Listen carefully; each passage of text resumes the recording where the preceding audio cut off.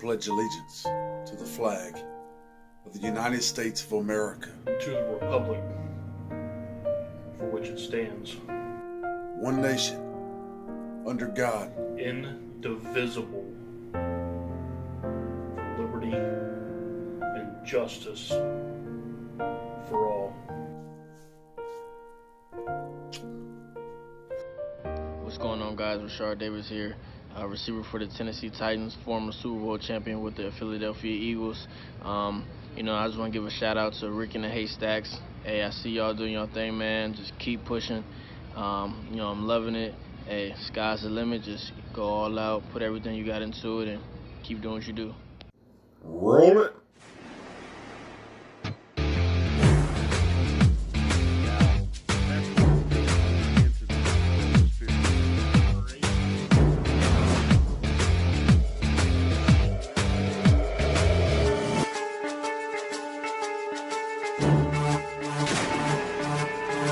Welcome to The Point. Ladies and gentlemen, what is going on? Yet another week of the one, the only, The Point coming straight at you. You're looking at your boy Ricky B, and on the other side of the screen, the man, the myth, and the legend. I don't want to hear it. Haystacks. Want to give a huge shout out to Rashard Davis, Tennessee Titans. Man, appreciate you. But let's go ahead and jump right in it. Haystacks, we got a lot of news to get to. It's been a crazy week. Last week was kind of a slow week.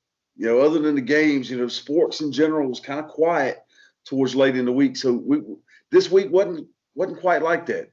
This week was busy. It was a lot going on. So before I go on any further, I want to say thank you to all the fans of The Point, for everybody. We're up to 53 subscribers in a month's time. We thousands and thousands of views, and we could not be more happy and more thankful. So again, shout out to all of you in the Point Nation, and let's go ahead and jump right into this. Haystacks, I don't know if you heard, Mr. Cowboy been in the news. Dak Prescott, all the contract negotiations and things. He's offered $33 million a year. I think it was $105 million guaranteed.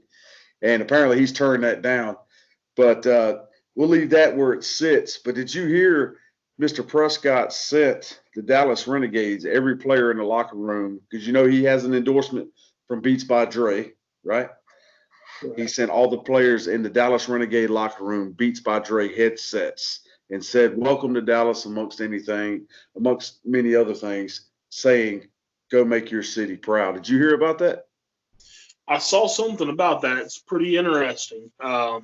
It's a good dynamic to see that the guys from the NFL are giving that respect to the guys from the XFL. It definitely kind of builds that bridge, I think. These guys are watching, whether they want to admit it or not. These quarterbacks especially, just like we heard Patrick Mahomes last week was watching, these guys are watching the XFL because they have a say as to who gets signed and who they want to see themselves play with. So any of these guys that are downplaying the XFL, don't sleep on the XFL, because the AAF and the previous XFL, there wasn't a whole lot of back and forth. There wasn't a whole lot of love, man. It was kind of like an outsider. And, I know we touched on it last week, episode 4. We'll no longer be counting the episodes going forward because we're up and running. But this is episode 5, just so everyone knows. We talked about episode of the season. Halfway point of the XFL season, absolutely right. And, of course, we got March Madness starting up. We're going to talk about that here in a minute. But we touch on many things, not just the XFL. We just kind of got in where we fit in, and that's the XFL. It's hot. It's popping. So we're going to talk about it. We believe in it. But, I love the love being shown back and forth between the XFL and the NFL, because that kind of tells you right off the rip that not only do they have the talent, but they're for real. They're for real. Yes. Now, moving right along, I'm sure your team, unfortunately, the Dallas Renegades, their man, who they thought was their man, Landry Jones. He gave it the old governor's try. But, he completed 25 passes, 205 yards last week, 1 touchdown, 3 interceptions against the Roughnecks before being injured and forced from the game in the fourth quarter with an MCL injury, at least it appeared. Now, of course, we know after the fact, I was afraid that it was going to be worse. I even said, you and I both know what that MRI is going to show. Fortunately, at least it appears it was just a sprain. It doesn't appear to be a tear. So he will be back. The question is, will he be back in time for the season? Or would it matter if he did come back? Because as you see this week, and we're going to touch on the game later, Nelson started in place of Landry Jones this week, and he had a pretty good game. Yes. Hey, man, look, everybody knows I'm a Landry Jones fan. Going back to the Oklahoma days. But at the end of the day, if the guy can't go, the guy can't go. If you can't play, you can't play. Your health is more important than the game, no matter how much the love of the game is there. As they say everywhere else, next man up. True story. And look, again, we're going to touch on it here in a little bit, but Nelson most certainly seems to be fitting the bill for that part. We wish Landry Jones all the best. Speedy recovery, man. Get back to doing your thing, living your dream. We're glad to hear that it wasn't worse than it is. Now, moving on. I touched on it a fast break, and I apologize to the nation. We hadn't had a whole lot of fast breaks because there's so much information. We didn't want to overload you this week, and we didn't want to ruin the episode for you. But Cisse from the Dragons, defensive back, Muhammad Cisse, we all know he went to the hospital after a vicious helmet-to-helmet hit, which I don't think was intentional. But it turns out that it was a neck injury, and he actually broke a bone in his neck. So broken neck. We send a shout-out to him, praying for him. Of course, we have been. Send him our well wishes and thoughts. This guy's a beast. Yes. This guy's a beast. I mean, even though he was injured, I don't think he's going to be out long. I don't think he's going to be held down by any stretch of the imagination. But I want to touch on this. His coach, Zorn, said, he went a little numb on the field. He had full feeling, and now they're hopeful that he will be back before the end of the season. Now, I have to say this. I know in the football world, man, these guys are warriors. They're hardcore, and they want to come back. With something like a neck injury, we see it in the professional wrestling world with people such as Daniel Bryan or Bryan Danielson and Edge, Adam Copeland. We see injuries like this take place in all different sports, especially high-contact sports. Sometimes it's a good story. Sting's another one. Spinal stenosis, recently cleared by his own admission from his own personal doctors. Man, I know these guys are warriors, but Haystacks, at what point is enough enough? I mean, if you had spinal stenosis or you broke a bone in your neck, would you be willing to come back to the field for $55,000 a year? With me, I'm not a very good example for that. As everybody knows, if you followed anything that we've done in the entertainment world, I was born with spina bifida. I was told that I would never walk, talk, anything. At birth, I was written off kaput. I was told to never play any kind of contact sport. I cheated the system. Our athletic director technically had a doctorate, so he signed my waivers to be able to play football. Right. I was lucky. It's that competitive nature about sports, man, that, and most people, especially men, we're both men. Most of our listening audience is men. If somebody tells you as a man, you can't do that, your first thought is, hold my beer, watch this. It goes without saying. Absolutely. Absolutely. And you are a testament to that. And so, I mean, you feel like maybe he should come back if he's willing? I mean, it's one of those things, man, to where if you can get a doctor that says that you are cleared to play and you feel like you are personally 100%, why not? I mean, yeah, it's 55 grand a year. But if you finish the season out strong, somebody from the NFL sees you're out here, you're putting up the numbers that Cisse is putting up, number one. Number two, you have that heart and that determination that you're going to play through a neck injury that severe. By next year, you could be inking, you could be a Tony Romo, or, you could be that Dak Prescott getting ready to ink a $33 million, 105 guaranteed deal. That's a good point. Sounds an awful lot like college, don't it? So moving right along, I want to touch on it real quick. I'm just going to mention this, and I'm going to jump into this last point so we can go ahead and get into the games. I know, again, time constraints. But Cisse, again, we're praying for you, brother. You're a beast. Can't wait to see you back out on the field. You do you, bro. You do you. But trouble continues. I don't know if you've noticed in the XFL, trouble continues with the comms, with the communications, the F-bombs and different language and things going on. And I know one of the things that happened this week we'll touch on later in the game that we're going to talk about. But we saw a lot of communication this week that wasn't necessarily helpful for the XFL. Right. It wasn't flattering, I guess is the word. Excuse me. It wasn't flattering is the word I'm looking for. That's an issue that XFL is going to have to continue to monitor and clean up. I've seen a lot of social media accounts. And again, if you don't know, we're on Twitter, The Point, follow us. But there's been some issues there, but we'll touch on that later. The last thing I want to touch on, Haystacks, before we get into this first game between Seattle and Houston, is March Madness is here. March Madness is upon us, and shortly, very, very shortly, we're going to see the bracket's going to go up, and it's going to be hot and heavy. And we're going to try to keep up with it.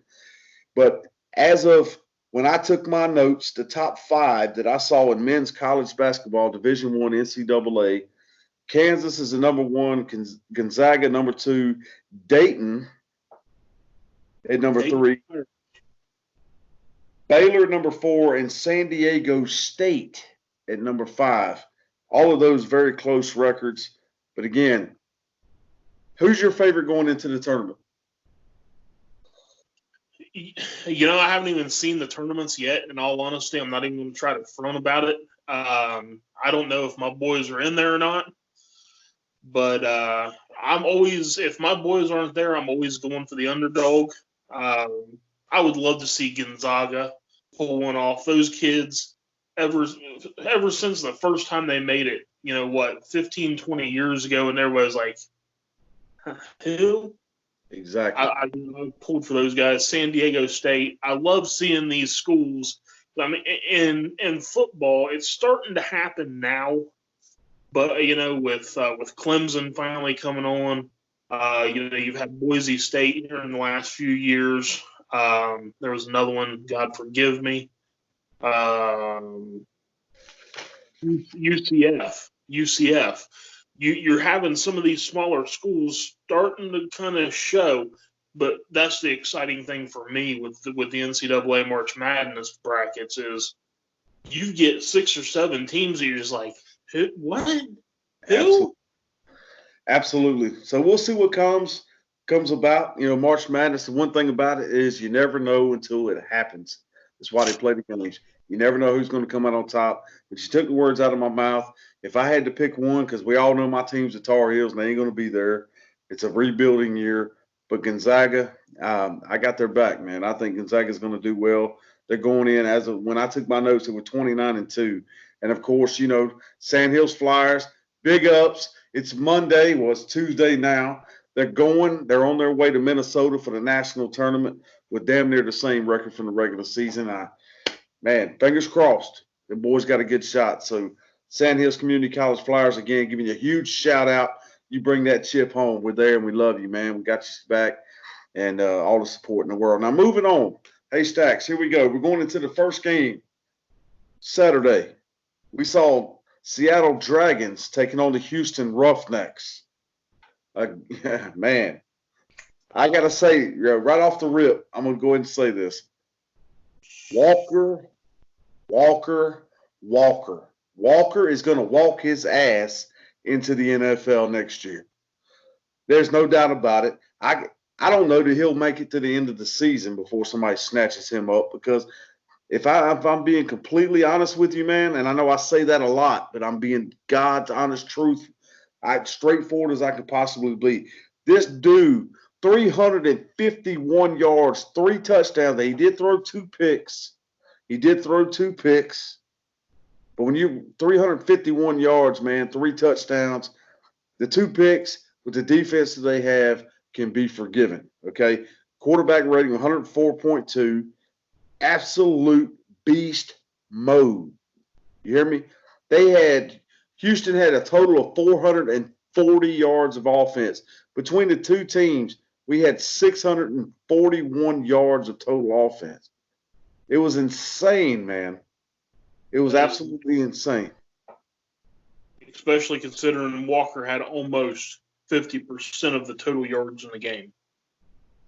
It's safe to say Walker is not only a candidate for MVP, but he is most certainly at this point in the season a lock, a first ballot MVP. We got first ballot. Listen to me. I'm talking about the Hall of Fame. Total first downs, Roughnecks, 26 first downs to the Dragons, 15. That's no bueno, man. 8 of 11, 73% third down conversion versus 47% for Seattle. Again, no bueno.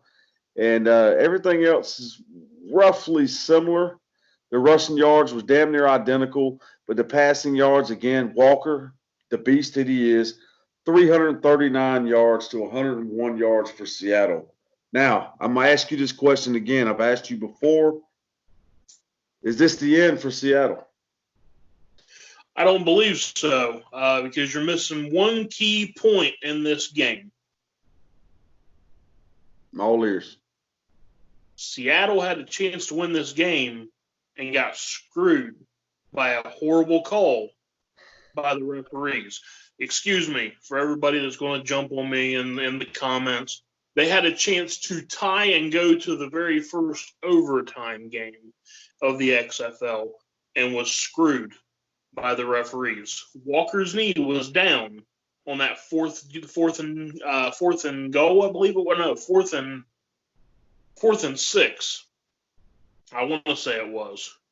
Whatever and the point was. 20-yard line. Yeah. Wherever they were on the field, do you honest to God think that those 2 seconds was going to make a difference? It was only on the 20-yard line. With Seattle's offense, do you think those 2 seconds would have made a difference? Putting you on the spot right here, right now. Haystacks, what do you think? 2 seconds. I am a guy that has seen my Oklahoma Sooners up 21 points with 1:21 to go and lose to Boise State by 3 points. Wow. Anything is possible on any given Saturday or Sunday. Now to your point, because I saw it too. And to the XFL's credit, they immediately, hey, Roger Goodell, pay attention. Eyes peeled, ears open. Immediately, the XFL responded, put out a statement and said, that's no bueno. Shouldn't happen that way. Next game did not even start, and they had an announcement out that there was an error and that referee had been reassigned. XFL. Yeah, hey, congratulations. Yeah, the supervising official had been reassigned, and I heard a lot of flack about that, though. In the last day or two, I heard a lot of flack. Of course, again, we're recording this a little later than usual. Normally, it's Sunday night, Monday morning.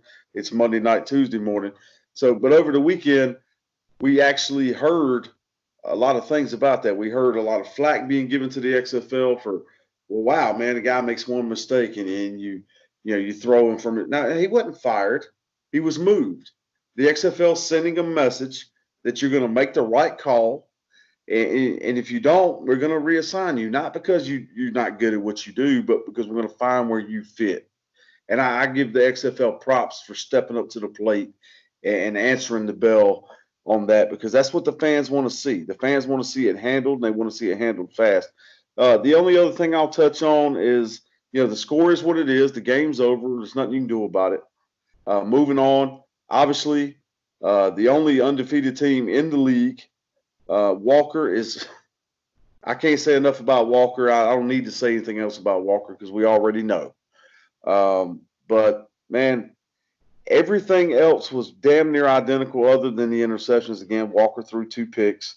So, didn't matter at the end of the game. The final score, 32-23, Houston takes it. But in the XFL, that doesn't mean a damn thing. In the NFL, a 9-point lead is it's insurmountable.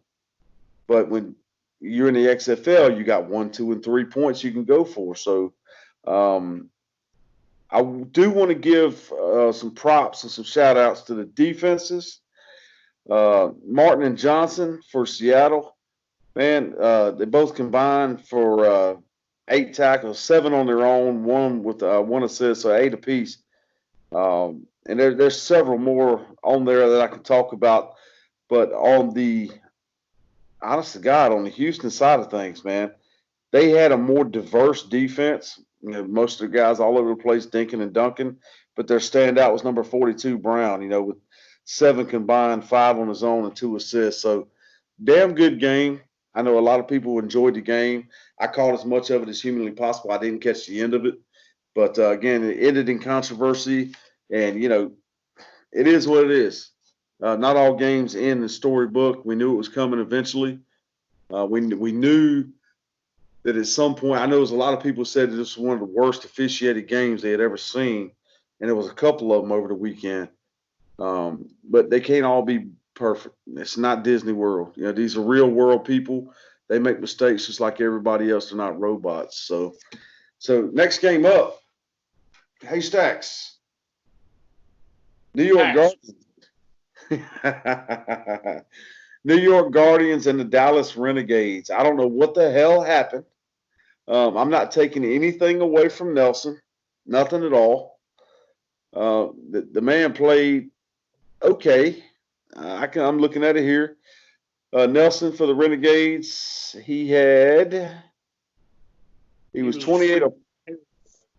Wow. Okay. Well, it looks way worse on paper. He threw 2 picks, no interceptions. He was only 57% with a 50.6 quarterback rating. Holy hell, man. 28 of 49. Okay. Well, apparently it was worse than I thought it was. It didn't look that bad watching the game. I swear it didn't, at least for me personally. But the Guardians take it 30-12. And from what I'm looking at here, the Guardians had a little over 100 more yards total than they did. Offensive plays were damn near identical. Yards per play was only about a yard differential. The Guardians only had a couple of more first downs. I don't see a whole hell of a lot of difference until you get down to the rushing yards. What's that? Yeah, apparently. 144 for the Guardians, but 56 for the Renegades.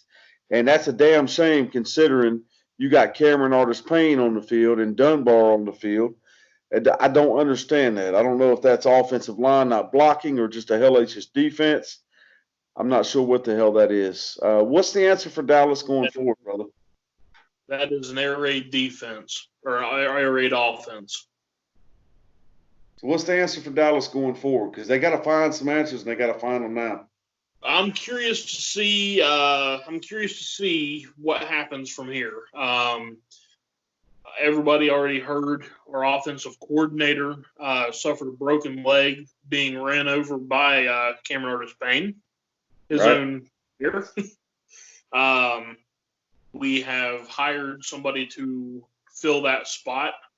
So I'm curious if the air raid goes bye-bye or if they try to stick with it but try to throw in some run. You've lost your starting quarterback. You've lost your offensive coordinator to injury. It would certainly appear to be raining shit on the Dallas Renegades right now. Now, that being said, we're only halfway through the season. There's plenty of time left. Hell, they can come out next week and they can, 5 straight. And Nelson certainly has that ability. I believe in him 110%. But one of the things I wanted to touch on was there were some ejections in this game. It was a scrappy game, man. I mean, they were button heads constantly on the field. And I know some fans may have enjoyed that if they could take their mind off the damn beer snake for 5 seconds. I know it wasn't that particular game that everybody's raving about the beer snake, but I know there's some fans that want to see that kind of shit. But on the other hand, man, I don't want to see that. I want to see them scrappy and sticking up for each other. But, man, they were throwing blows. I mean, they were fighting it. I'm the exact opposite, man. I mean, I'm an old school football fan. Old school. I love seeing people have that heart and have that passion to where they're ready to freaking rock somebody's helmet. I mean, I'm a Browns fan, for God's sakes. Look it up. Our fans have thrown beer bottles. We're the Browns fans. We're the ones that got glass beer bottles banned from the NFL for throwing them at referees over a bad call. I get where you're going with that. I understand where you're going with that, but you have to understand there's a difference between being scrappy and getting ejected and costing your team and hurting your team. I mean, you got to find a happy medium, man, and you got to keep a cool head out there. Now, it's easy for me to say. I'm sitting in my nice cozy little house right now in the heat, my little sports show with my boy here. But they got to know, especially the stars of the teams, they got to know that they got to step back just a little bit and keep a cooler head. I mean, hell, the benches completely. I saw it. I watched it. The coaches, they cleared the sidelines and they're pulling people back, and I mean, it kind of felt kind of high schooly to me, man. I mean, come on, you're professionals. Keep that cool head. And you see, what was it? Let me see. I think I got the notes here of the ones who were actually ejected. I do not. I don't know why, but I do not. But the other thing, I know pressed for time, I wanted to touch on number 44, Mueller, blocked the pass and intercepted it, pick 6, went in for 1 and got it, put him up 27-6. That was a big pivotal point in the game. Big shout out to 44, Mueller. We also had number 27, Walter, 96-yard touchdown kickoff return for Dallas, and that was a beauty too. They went for 3, didn't get it, but man, that was fun to watch. That was fun to watch. Man, I mean, hey, I'm telling you, it's me. Every team that I follow are. I've had one lucky year, and that was when the Cubs finally broke the curse. Every other team, they get there, and then they just. Oh, hey, don't tell me. Carolina Panthers been pulling from them since the day they announced they were going to be a team. They finally make it to the Super Bowl. They lose by a field goal at the end of the damn game. Heartbreaker to the friggin' Patriots, no less. Then they make it. They get Cam Newton, the second coming of Christ himself. They make it all the way back to the Super Bowl on an easy schedule. They don't play the starters the last game of the season, and they go 15-1 instead of going for a perfect season. And then they make it all the way to the Super Bowl against Peyton Manning, who's, like you like to say, is put together with bubble gum, paper clips, and duct tape, and he whoops their ass, which, by the way, Peyton Manning couldn't happen to a nicer guy, but still, shit absolutely all over the Carolina Panthers fan base. But, and then, of course, the infamous not jumping on the ball and all that. I ain't going to get into that. I can talk forever about that. So I feel you. I really do. But nonetheless, the Guardians come out 30-12 against the Renegades. I don't really see anything here other than what I've already talked about, that we've already talked about, that stands out except for the rushing. The red zone, they were 0-2 in the red zone. And I mean, hell, Guardians weren't much better. They only succeeded once in the red zone. Third down efficiency was the same. But on defense, of course, I want to give my boys on defense some love. Texada, he was number 24, combined tackles 8, 7, and 1 assist. And then on the other side of the ball, we have, Jesus, number 20, Adewusi. He had 9 combined, 6 and 3 assists. And, of course, Martini, 4 and 6 assists with 10 combined. So the defense was doing their thing on both sides. And I'm looking down the chart. It was pretty much fairly even. So they played defense. They really did. But, again, at the end of the day, Dallas just couldn't get the rushing game going, which means they couldn't get their passing game going. And you got to give a big shout out to Nelson, man. He's stepping in for Landry Jones. All eyes are on him. The spotlight's on him. He's not used to that kind of thing. So will he get better? Haystacks, the next week, do you expect Nelson to play better than he did this week, or do you think the woes will continue?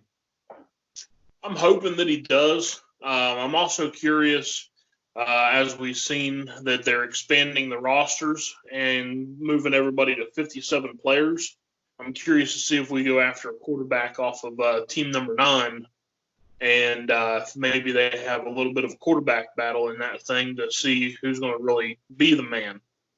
Very true. Very true. So, ladies and gentlemen, we're going to take a quick break, and when we come back from the break, Haystacks, we'll jump on that. Remind me when we come back, we'll jump on the Team 9 thing and what's going down with that, along with some other news before we get into the last 2 games and wrap this up. Ladies and gentlemen, Haystacks, your boy Ricky B, taking a quick break. We'll be right back with The Point.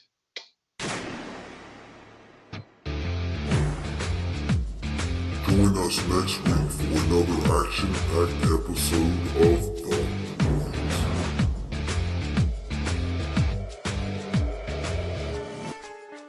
Ladies and gentlemen, welcome back from that quick break. And once again, it's your boy Rick and Haystacks. We're going to jump right into this. Like I said, we got a lot to cover, so we're going to get right back into it. Thanks for staying tuned. Always locked and load, ready to explode. See that shirt right there? Union. It's kind of an inside joke.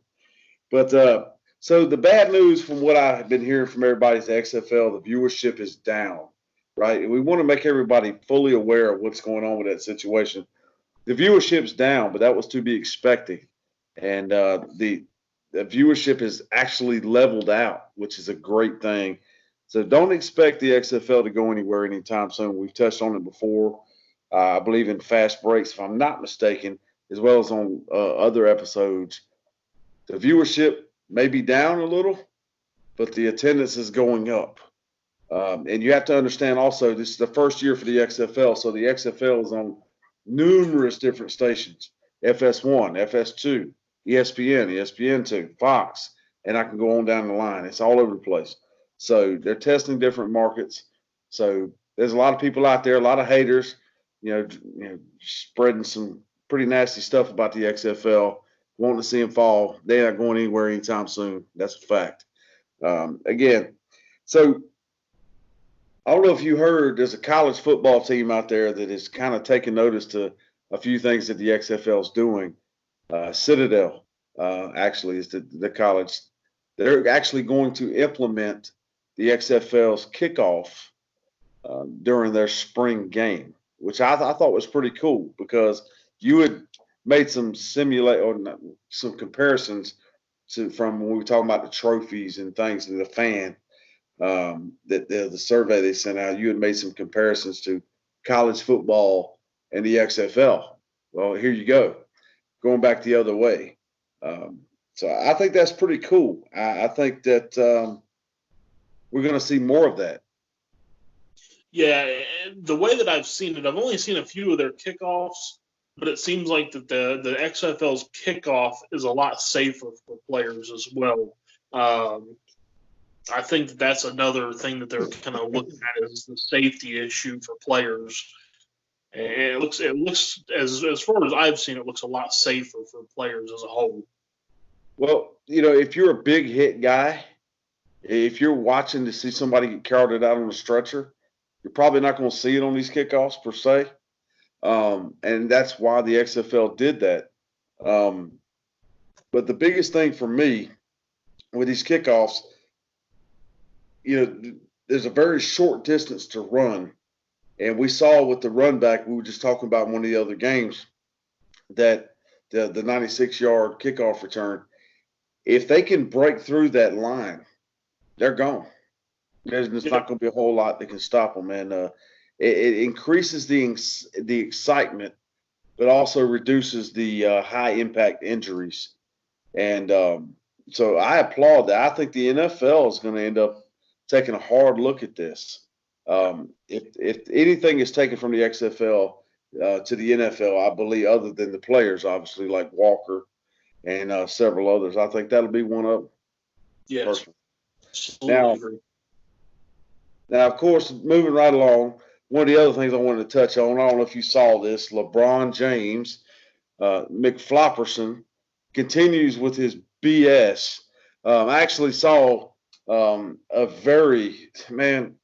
don't know what this guy's deal is, man. I really don't. LeBron, get it together, man. Come on, man. You're the greatest of all time. You got to get it together. The man barely grazes your chin, and you flop back and hit the floor acting like you were absolutely decimated by Wilder himself. Fury. Tyson Fury, you would have thought he knocked him out, Scotty. Haystacks, you would have thought he absolutely got rocked. It's ridiculous. But I want to touch on something else real quick. I saw LeBron, this whole coronavirus thing. The coronavirus is taking over the nation, taking over the world. And yes, we should be concerned about it, but I don't think we should be concerned if some of these people are making it out to be. I really don't. Maybe that's just my personal opinion. If you got a problem with it, hit me up at pointiswhat@gmail.com.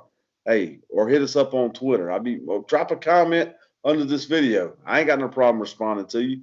But one of the things I heard was that the NBA and several other sports teams, I tweeted out earlier today, The Point tweeted out that several of these professional sports organizations are pulling back the media access to the locker rooms because of the coronavirus. And one of the questions proposed to James in a post-game interview was, would you play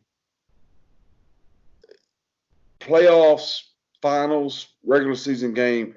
Would you play the games? How do you feel about that if there was no fans in attendance? And he said he wouldn't do it. He said he wouldn't play. He said he's there for the fans. He's full of crap. He's there for the freaking money and the notoriety. Do we need to remind him, amongst many other NBA players, why they are playing and who actually pays their paycheck? Yes, the fans pay the paycheck. But you know who else pays the majority of the paychecks? Those NBA franchise owners and the sponsors. Touche. Moving on. So have you heard NASCAR? It's got this real big deal they're working on right now, and it's going to happen. Oh, it's going to happen. They are moving to a one-lug system. One lug. Now, can you imagine that? One lug. Meaning they pull into the pit. Boom. One bolt. One nut. That's it. Stupid. Leave that to Indy cars. Point blank.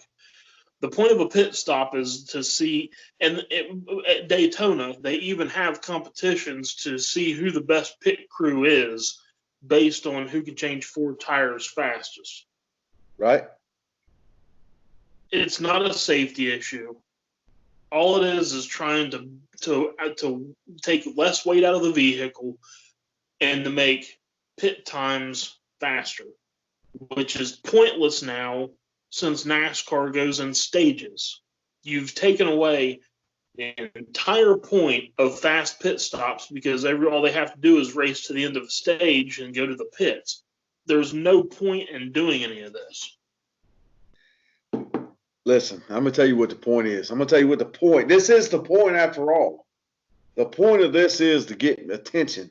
Anything to get eyes back on NASCAR, because NASCAR is all but dead. I think we can all agree with that. The fan attendance is down.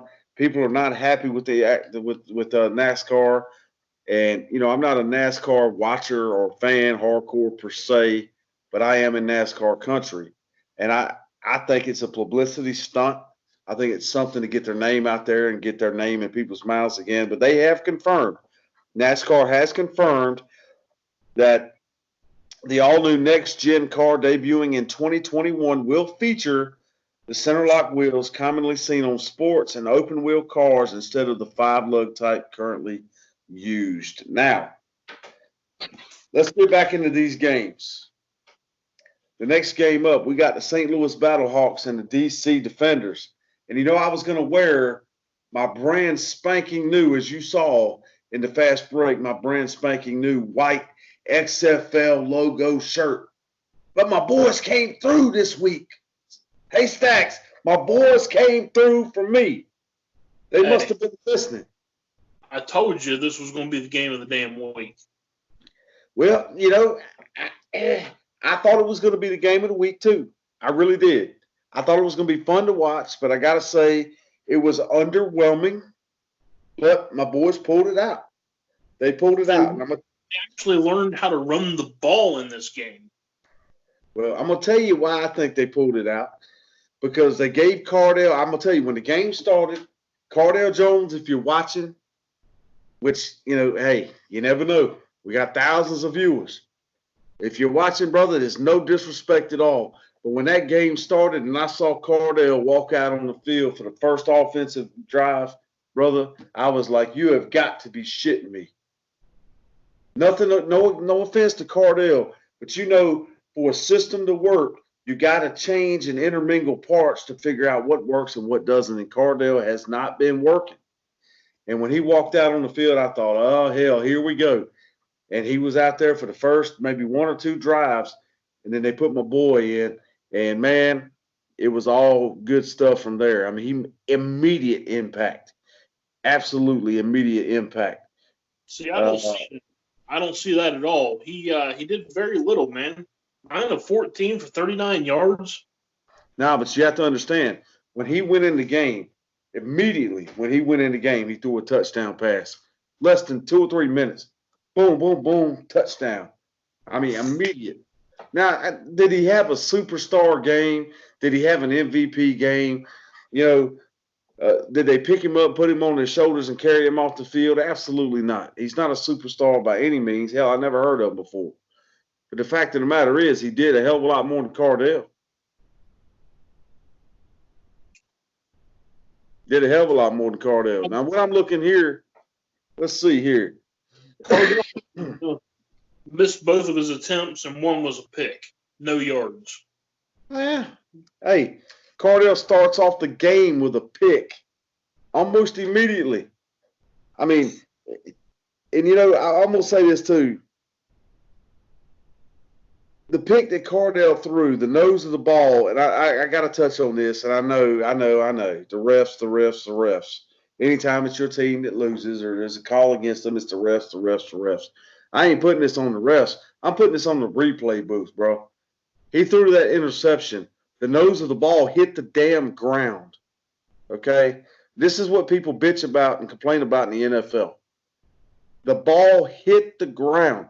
And the people in the replay booth, I was watching it because, remember, they expose it all, right? You can see it all. And they're sitting there, and the lady goes, yep, the ball hit the ground. That's going to be – and then she goes, well, look, now, he had control of it pretty fast. Now, ruling on the field stands. And I'm like – and the referee's going, so you're saying ruling on the field stands? Yeah. The ball hit the damn ground. Okay, I don't give a damn how fast your hands were on it. The ball hit the damn ground. If his hand was under the ball, okay. But the nose of the ball hit the ground. Anyway, moving on. Cardell throws a pick, all that shit. It was all downhill from there for Cardell. He wasn't in there long. He was pulled out. But looking at the numbers again, because, again, this is what it's about. It's the point, right? So let's get down to the facts. The Battlehawks had a hell of a lot more total yards than the Defenders by 60. But look at the rushing column. 229 yards to 173 for St. Louis. Now, don't get me wrong. They both have hellacious run games, in my opinion, but the passing yards were way bigger for St. Louis because, of course, you got Tamu on the other side, who's a straight-up beast, and I think still in the running for MVP, even though he ain't necessarily a diamond. That's what I was about to say. The shining thing for DC looks like they were at least able to contain Tamu. They held him for, it looks like, about 205 total yards and no touchdowns. That's saying something right there in and of itself. Yeah, well, when you're the defenders and you have a net passing yards of 27, that kind of, Tamu, he ended up with an 81.1 QB rating. He was 60%, 15 to 25. Not bad at all. Hell, it was better than anything DC had out there. But, and again, the rushing yards, I mean, there was no standouts on rushing, nothing at all. But, I'm looking let's down here at the penalty yards. Hell, even the penalty yards were damn near identical. But third down efficiency was damn near the same. I mean, it was abysmal. It was an abysmal game. How DC pulled it out, it was a lucky week for them. It was a lucky week. Now I'm gonna give some shout outs right now to some defensive players again. Garvin for St. Louis, 16 combined tackles, 7 and 9 assists. And then, of course, number 25, Hill, with 9 and 3 assists, ended up with 12. And then, of course, on the DC side, you had 29, Kennel, who had 10 combined, 9 with 1 assist. And you had Celestin, number 52, with 3 assists with 7 combined. And, of course, DC, if you look at the chart, DC had the better defense, period. And I think that's what won them the ball game in the long run. And other than a few shitty calls, which, of course, you're going to have from time to time, referees are human beings. They're going to miss things. But let me ask you this, man. What do you think about Seattle? I mean, not Seattle, St. Louis. Because we all know their fan base is off the chain. And the fans were off the chain in that game. I mean, it was two of the biggest fan bases. But where does St. Louis go from here? Do you think Tamu's on the way up, or do you think he's on the way down? I think he's going to be okay. It kind of looked to me like St. Louis kind of went into that game thinking, these guys just lost to two of the worst teams in the league. We're some bad some bitches. We got the best fan base. We got the highest stats as far as fans go. I think they kind of underestimated DC, and they just came in kind of flat. But I think that St. Louis they'll definitely be back. Oh, yeah.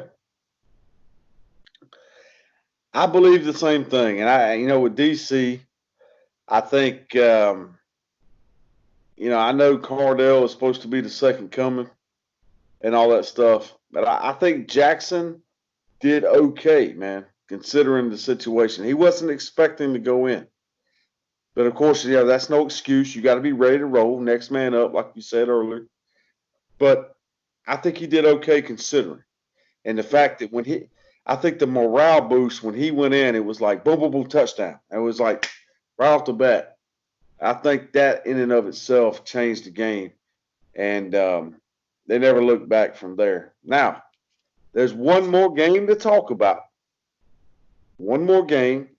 Again, big ups to my defenders. I love you. But we got to move on. My daughter's Mountain Dew team, the Vipers, taking on the damn LA Wildcats, McBride and all them. Now, I didn't see this game. I got to admit, I'm not even going to front. I missed this game, and I'm still kicking myself in the ass for missing this game because with 779 combined total offensive yards, man, what a shootout this game was. Yes. I told you, I think I hit you up at halftime, and I said, holy hell, Tampa Bay has finally got a team. They were up, I believe it was 2 scores. And right. Then you hit me up about an hour and a half later and go, bye-bye. Yeah. And while I'm at it, can I go ahead and send a shout out to the XFL, whoever the hell's doing your app? Get your shit together. Because I can look at the home screen of the app, on the XFL app, and it'll show one team winning, one team losing. And I can click on it and go into it, and it's vice versa. So just something I might want to, when you send out your little survey this week for the fan, be ready for that one because I'm going to lay it on you. But, of course, we all make mistakes. We're human. Moving on. This was a beast of a game. The LA Wildcats take it 41-34. Tampa Bay falls again. But they don't really have anything to hang their heads about, Haystacks. I mean, Jesus Christ. There was four. I mean, if you look at it on paper, the Vipers should have won this damn game. The Vipers had 434 yards of offense to 345 for LA. Now, you going down the list. I mean, you can look at it just like I am right here. They had more first downs. They had more offensive plays. They had the third down efficiency was it was a little rough. They were 1 of 1 on fourth down. They were 3 of 6 in the red zone. But here's the kicker: LA was 5 of 5 in the red zone. Then, of course, rushing yards. Hell, the Vipers dominated rushing yards by damn near 100. And then you go down here to the bottom, and the passing yards are damn near the same as well.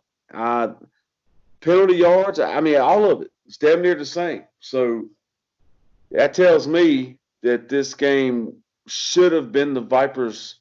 Hell, it was the Vipers to lose. And they did. They lost.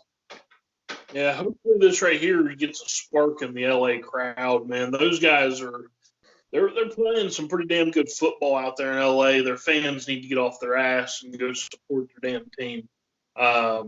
I personally want to throw a shout out there since I finally paid attention to an LA team. Jordan Smallwood, receiver for the LA Wildcats. Boomer Sooner, good to see you being the leading receiver for the day and representing Oklahoma proud. 86 yards, absolutely. His long 54. He had a big one. So, yeah, absolutely. Big up to him. While we're talking about that, I got to take a step back real quick because we were talking about Clemson earlier. I want to give a big Moore County, North Carolina shout out to Sean Pollard, who plays for the Clemson Tigers in the NCAA football game. The man's a 1 or 2-time national champion now, getting ready to go into the draft. I'll be watching you, got my eyes peeled, brother. But, yeah, LA Wildcats are the real deal, and I equate them to the Houston Roughnecks, man, because I confuse the two a lot. I do. When I'm watching highlights and stuff, I tend to think, oh, shit, is that Houston? And it's L.A. And I'm like, oh, shit, is that L.A.? No, it's Houston. So, of course, I'm getting old. That may be part of it. Yeah, it is what it is. But let's jump in. Let's dive into the stats, man. We got Cornelius, 22 of 34 for the Vipers with an 87.9 quarterback rating. He threw for 300 damn yards. 65% completion.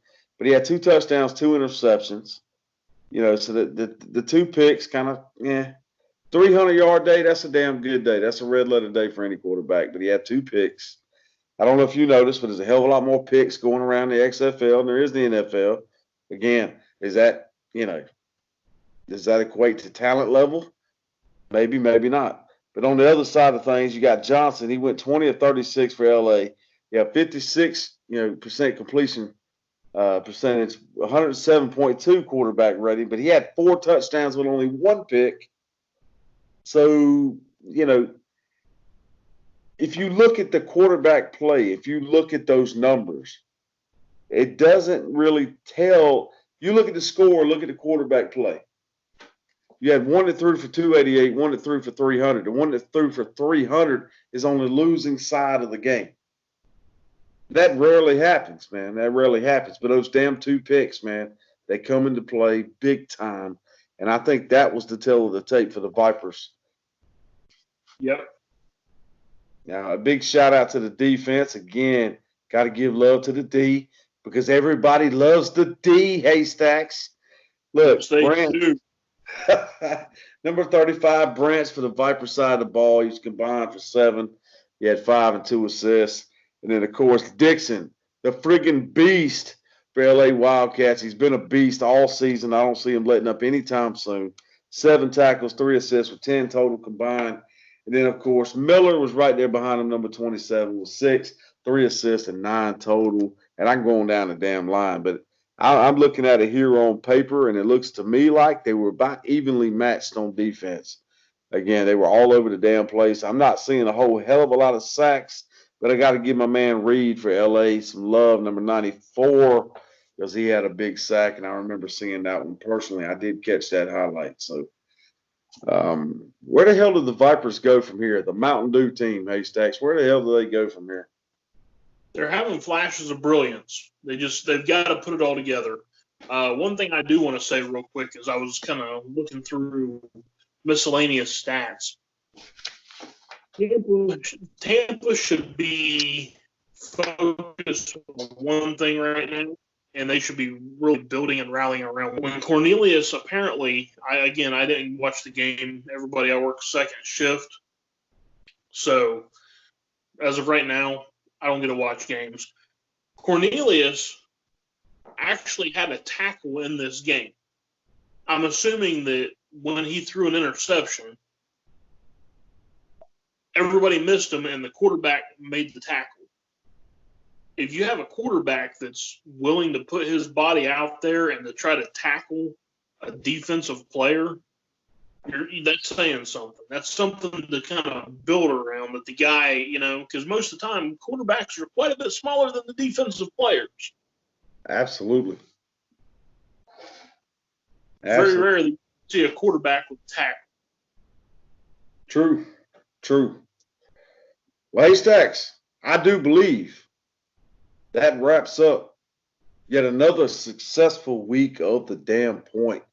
Week 5 of the XFL. We are halfway through the XFL season.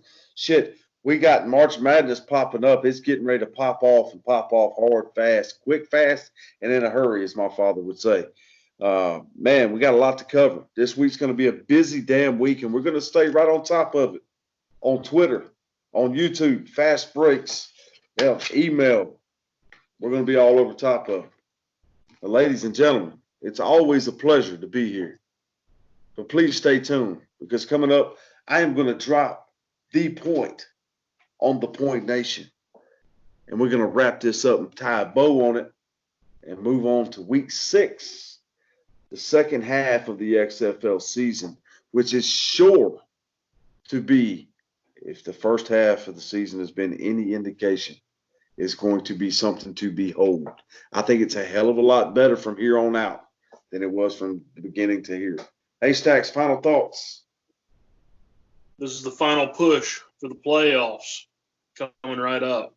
Everybody remember, if you pay attention to our fast breaks, you've seen we had our first request for some NASCAR. It's a pretty special thing for me to be able to do. I appreciate the opportunity to be able to do that. If everybody don't know where we stand by now, watch my fast break from a couple of days ago. You can see it, the title. You can see it right here beside me. You can listen to it for yourself. If you have questions, comments, concerns, stuff you don't like, something that you want to see, something you want us to discuss, something you want us to shut the hell up over, other than LeBron James flopping and crying. Never. Hit us right here. Yep, right down here at the bottom of your screen. pointiswhat@gmail.com. Real simple. Also, follow us on Twitter. Check out that description at the bottom, right below this video. You'll see the link. It's a hot link. You click on it, take you straight to our Twitter, and you can enjoy all that good stuff. Show us some love, and we'll show it right back. But Haystacks, as always, it's been a pleasure. You got to go, but you can't stay here. That's right. It's the damn truth. It's a sad truth. But every good thing has to come to an end. Ladies and gentlemen, The Point this week by yours truly, coming at you right now. Haystacks, I'll talk to you later, brother. Always nothing but love. Ladies and gentlemen, it is time for The Point being delivered personally this week from your boy Ricky B. We're going to tie a pretty neat little bow on this song, bitch, and send you on home happy. Now, What is the point for this week? Well, there's several, I guess you could say. But one I want to touch on, one that bothers me and irks me to my core, LeBron James, the greatest of all time. I hope you're listening. Because, see, I heard you in your post-game interview talking about if you had to do it, because the coronavirus is all over the place, and if you had to play a game in front of nobody, that you wouldn't do it. Let me remind you, let me remind everyone watching here that you are not only under contract, but you have endorsement deals. You play based on that contract. And if you know what's good for you, you'll show up. And it sounds to me like you're getting a little bit too big for your britches. And I know everybody likes to compare you to Michael Jordan. But see, that's where you and Michael Jordan differ. Because Michael Jordan would always show up to play. Hell, he showed up to play when he had the flu, and not only showed up to play, but had a damn good game. Didn't cry about cramps, didn't get carried off the court, and didn't have his mommy sitting side by side with him while he was playing. The state rest, Your Honor. Ladies and gentlemen, this has been The Point. Stay up, stay real, stay tuned. The next episode coming live, hard and heavy, next Tuesday. And as always, it's your boy Ricky B. And I'm out.